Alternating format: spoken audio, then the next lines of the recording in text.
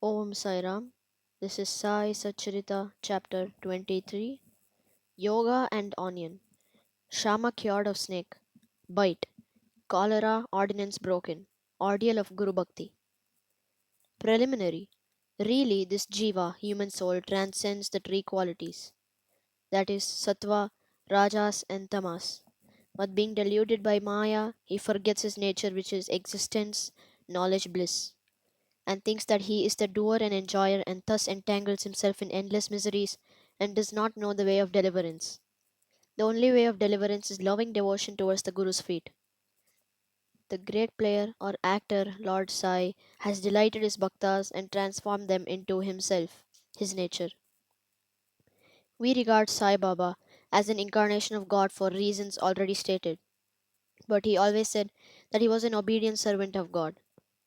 Though an incarnation, he showed people the way how to behave satisfactorily and carry out the duties of their respective stations, varnas, in this life. He never emulated others in any way, nor asked others to have something done for him. For him, who saw the Lord in all movable and immovable things of this world, humility was the most proper thing. None he disregarded or disrespected, for he saw Narayan, Lord, in all beings. He never said, I am God, but that he was a humble servant, and he always remembered him and always uttered, Allah Malik. God is the sole proprietor or owner. We do not know the various kinds of saints, how they behave, what they do and eat, etc. We only know that by God's grace they manifest themselves in this world to liberate the ignorant and bound souls.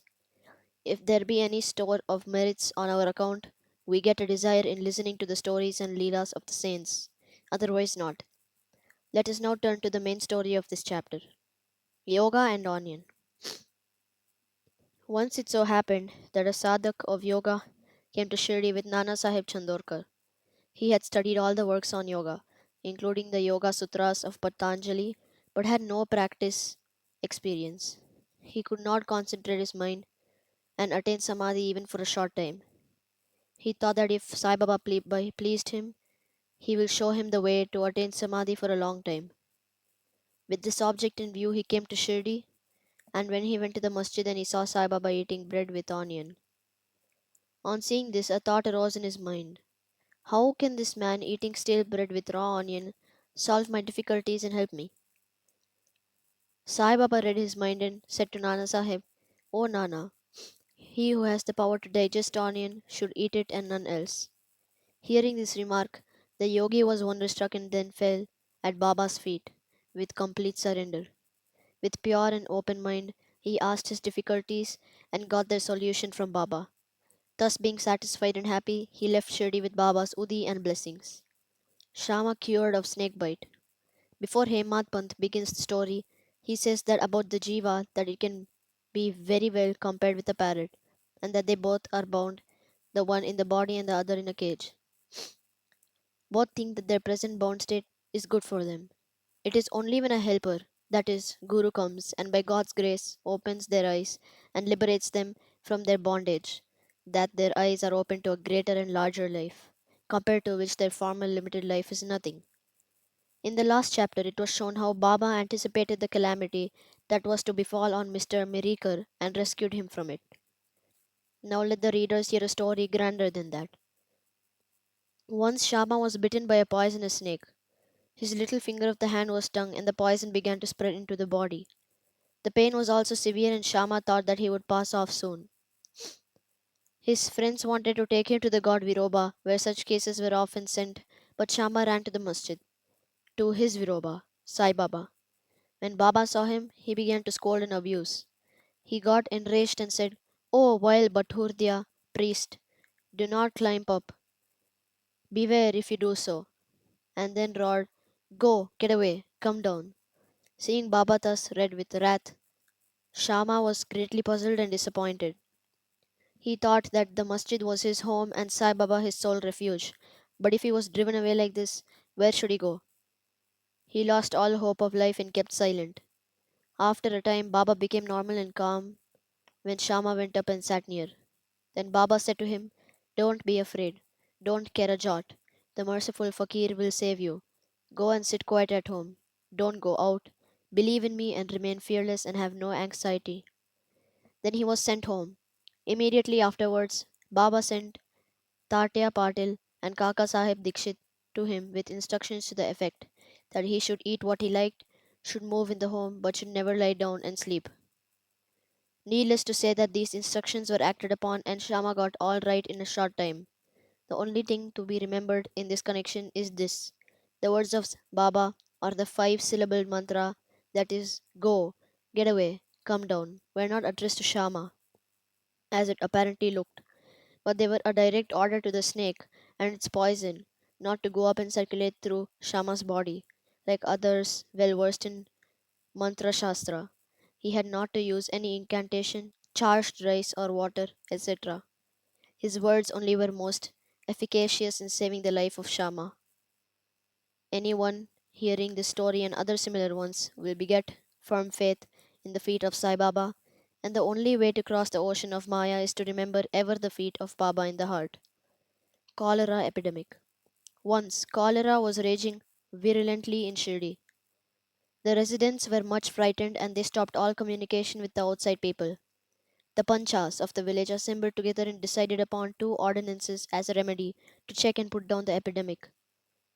They were: 1. No fuel cart should be allowed to come in the village, and 2. No goat should be killed there. If anybody disobeyed these ordinances, they were to be fined by the village authorities and panchas. Baba knew that all this was mere superstition, and therefore he cared twopence for the cholera ordinances. While the ordinances were in force, a fuel cart came there and wanted to enter the village. Everybody knew that there was a dearth of fuel in the village. Still, the people began to drive away the fuel cart. Baba came to know of this. He came to the spot and asked the cartman to take the fuel cart to the masjid. None dared to raise his voice against this action of Baba. He wanted to fuel for his duni and so he purchased it. Like an Agnihotri, keeping his sacred fire alive throughout his life, Baba kept his duni ever burning all day and night, and for this he always stocked fuel. Baba's home, that is the masjid, was free and open to all. It had no lock and key, and some poor people removed some wood from there for their use. Baba did not grumble about this. Baba saw that the whole universe was pervaded by the Almighty, and so he never bore enmity or ill will to anybody. Though perfectly detached, he behaved like an ordinary householder to set an example to the people. Ordeal of Guru Bhakti. Let us now see how the second cholera ordinance fared with Baba. While it was in force, somebody brought a goat to the masjid. It was weak, old, and about to die. At this time, Fakir Pir Muhammad of Malegaon, alias Bade Baba, was near. Sai Baba was asking him to behead it with one stroke, and offered it as an oblation. This Bade Baba was much pleased and respected by Sai Baba. He always sat on the right hand of Sai Baba. After the chilim pipe was first smoked by him, it was then offered to Baba and others.